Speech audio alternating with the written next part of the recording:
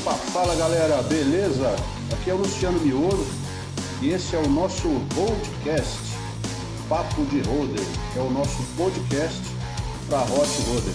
E para quem não sabe, Roder ou Hot Roder é aquela pessoa que ao invés de pagar um mecânico, prefere colocar a mão na graxa e mexer ela mesma em seu clássico, no seu Hot Roder, certo? Todo mundo aqui é meio Hot Roder, meio maluco. Então, para esse primeiro episódio, eu peguei uma pergunta que tem se destacado, principalmente no meio das pessoas que não cresceram nesse meio dos hot rods, dos carros antigos, certo? E é muito comum essas pessoas me perguntarem: Luciano, você fala tanto em hot rod, mas não consigo me imaginar montando um. Você consegue me apresentar pelo menos um motivo para eu me aventurar e construir meu próprio hot? Bom, gente, tem vários motivos que a gente pode falar, né, para uma pessoa dessa, principalmente a gente, ou você aí que está ouvindo, que já construiu seu carro, enfim. Mas eu vou mostrar aqui duas razões para você construir um hot rod e com um ajudante muito especial, beleza? Então vai fugir um pouquinho do estilo aqui do que a gente está acostumado a falar, que esse roadcast que eu criei agora é para falar dicas, né, para entrevistar as pessoas, vão ter entrevista com os alunos dos cursos online, vão ter algumas sabatinas para mim, enfim. Mas esse primeiro episódio eu quis fazer um pouquinho diferente e apresentar essas duas razões para você construir um hot rod, beleza? Então vamos lá. Muitos de nós que somos pais, e até quem é tio, padrinho, enfim, nós estamos frequentemente tentando aproveitar melhor o tempo com nossos filhos, certo? Porém, não é raro hoje em dia o nosso filho ter se tornado um viciado em videogames, redes sociais, ficar ali, você chega em casa e o seu filho está ali no smartphone, mal fala boa noite, boa tarde, oi pai, enfim. Hoje isso está uma verdadeira praga, certo? Percebemos também o quão difícil é fazer com que ele se desligue da telinha para participar de alguma atividade onde os laços familiares possam ser reforçados. Eu conversando com outros pais, a gente conhece muita gente, né, não só no ramo de hot rod, mas em todo o círculo de amizades, eu cheguei à conclusão de que hoje em dia as atividades onde smartphone, computador, videogame, etc., se tornaram mais importantes do que aquelas onde a família toda participa. Hoje é mais importante a pessoa terminar a fase no videogame do que descer para jantar com os pais. E isso vem se tornando uma grande frustração, para muitos de nós. É muito frustrante isso para um pai, né? Quem é pai e está com esse problema sabe o que eu estou falando. E eu peguei um estudo científico recente que ele mostra que o tempo excessivo diante da tela de um computador ou smartphone, TV, que seja, ele pode causar um estilo de vida sedentário, que pode levar à obesidade. Ele provoca pouca ou nenhuma atividade ao sol. Ele pode provocar distúrbios de atenção, pode dar insônia, pode causar depressão e até o alcoolismo. E esse mesmo estudo, ele mostra que ficar 6 horas diante da telinha, seja ela videogame, smartphone, não causa nenhum dos distúrbios relacionados aí, agora que eu falei há pouco. Porém, nossos jovens estão passando em média 9 horas diante da telinha. 9 horas, isso mesmo. Até 6 horas é normal. Eles estão passando mais 3 horas.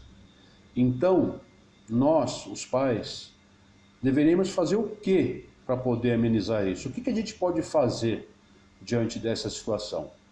Então aqui algumas ideias a serem levadas em conta, certo?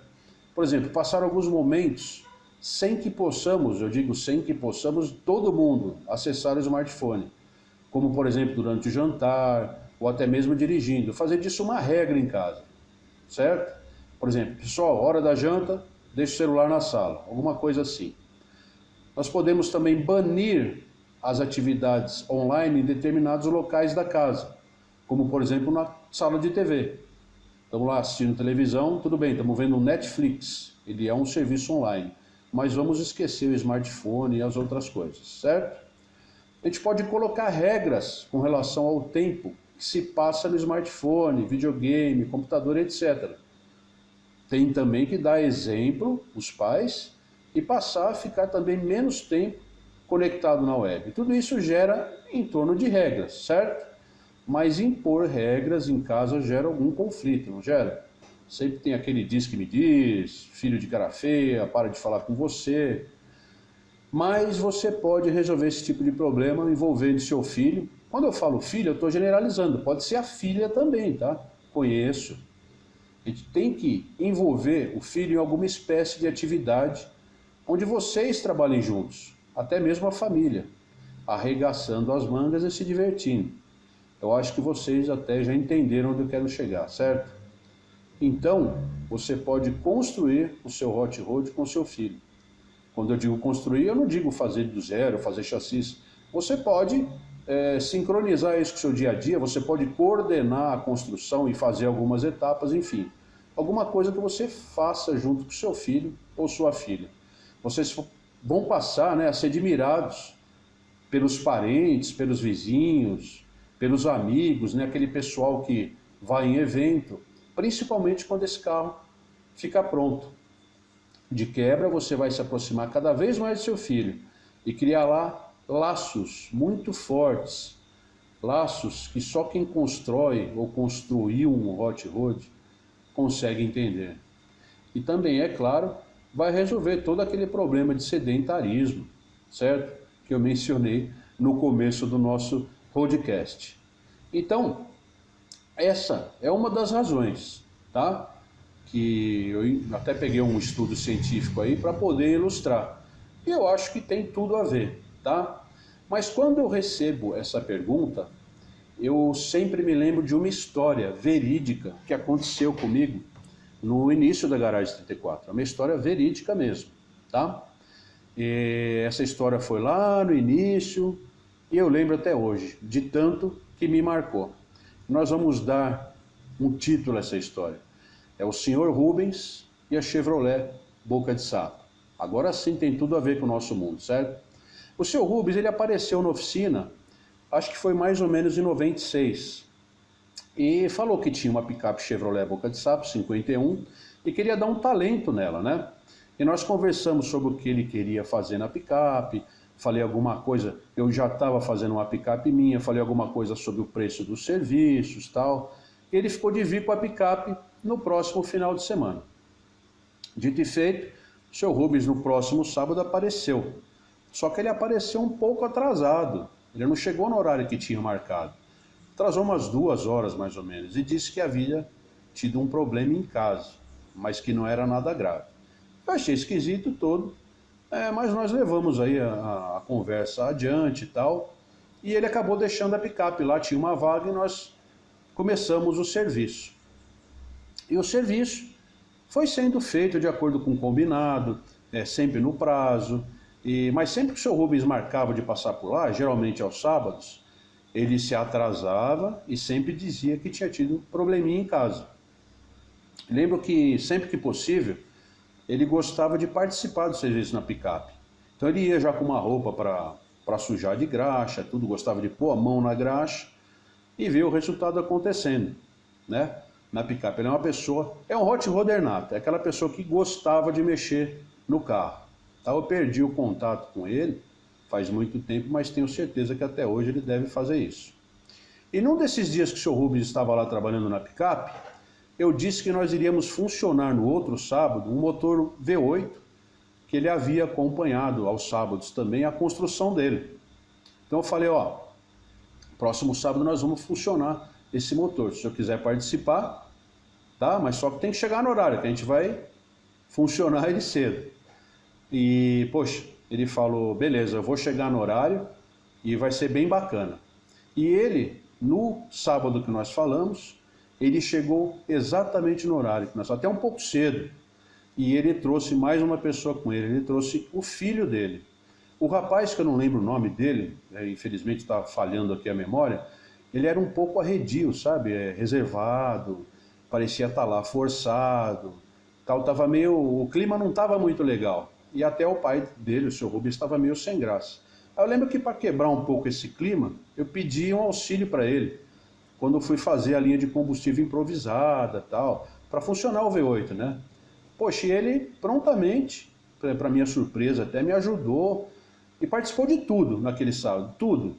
Digamos que ele se soltou e até começou a ficar até mais parecido com o seu Rubens, aquele senhor que gostava de pôr a mão na massa, né?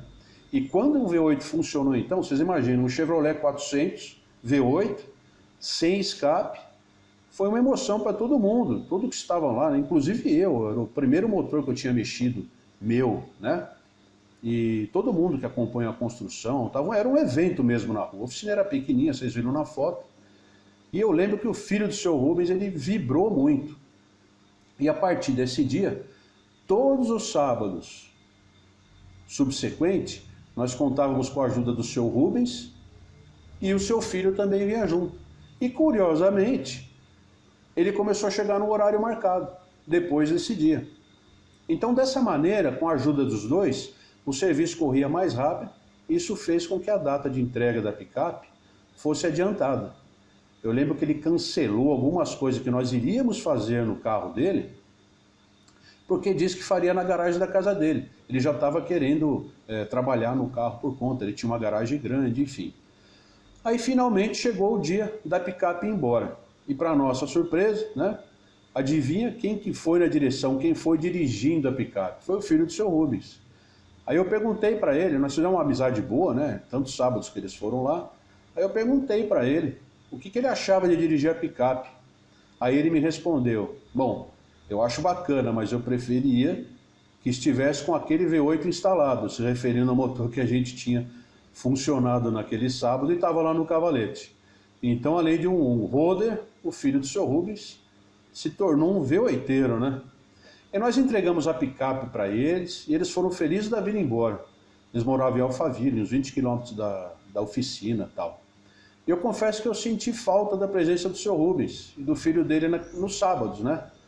Porque nós criamos uma amizade tão grande que passou a fazer parte da oficina e a gente, né, foi sentindo falta. Mas depois que passou umas 3 semanas, o seu Rubens aparece na oficina, logo de manhãzinha, também no sábado, sem avisar, foi sozinho, olhou para mim e, sério mesmo, ele estava emocionado. E até a hora que eu vi ele na oficina, eu cheguei, ele já estava lá, eu pensei que tinha dado algum problema na boca de sapo. Mas não, ele estava emocionado e perguntou se eu tinha um tempinho para conversar com ele. Prontamente eu atendi e nós fomos até uma padaria, que a gente é muito boa a padaria, perto do Pico de Jaraguá, chama Pastelaria Brasileira, está até hoje lá, gente. E nós fomos até essa padaria para tomar um café, conversar, enfim, né?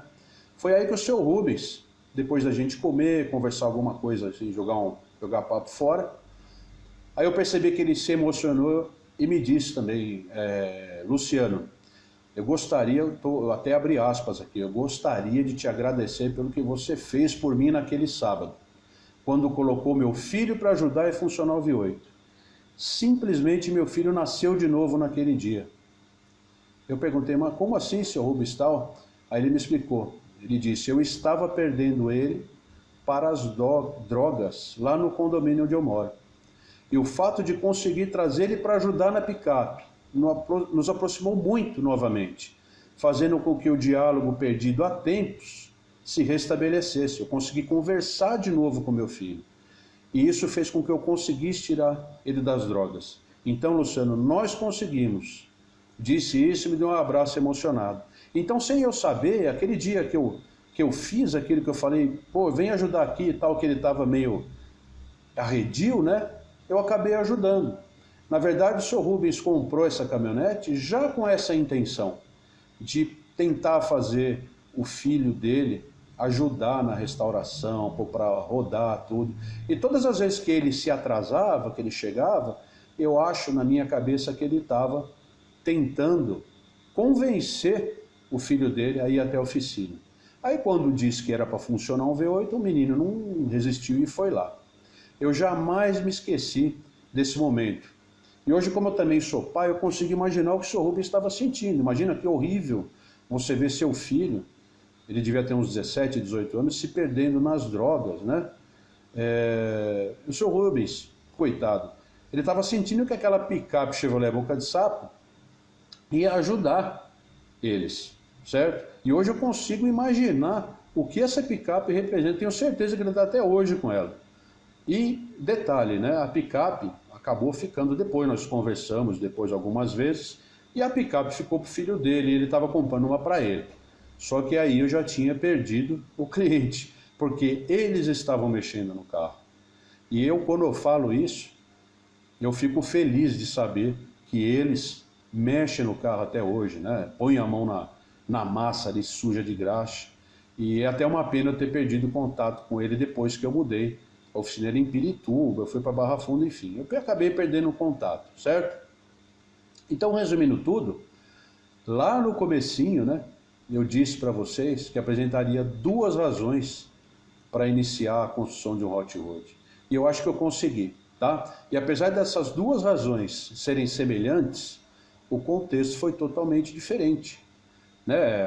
Apesar de levar em consideração o assunto filho, você está cuidando do seu filho, o contexto foi totalmente diferente, né? E a primeira razão foi embasada em um estudo científico, né, com soluções teóricas, enfim. Mesmo assim, eu tenho certeza que se você tiver um filho, uma filha que não sai do smartphone e você chamar ele para ajudar na construção, na manutenção de um hot rod, ou qualquer outra coisa, né, um esporte ao ar livre, enfim, eu acho que vai ajudar a reatar esses laços aí perdidos por um smartphone. Agora, a segunda razão, essa foi uma história verídica que aconteceu comigo e eu nunca mais esqueci. Isso tá em mim, eu lembro dele emocionado falando comigo.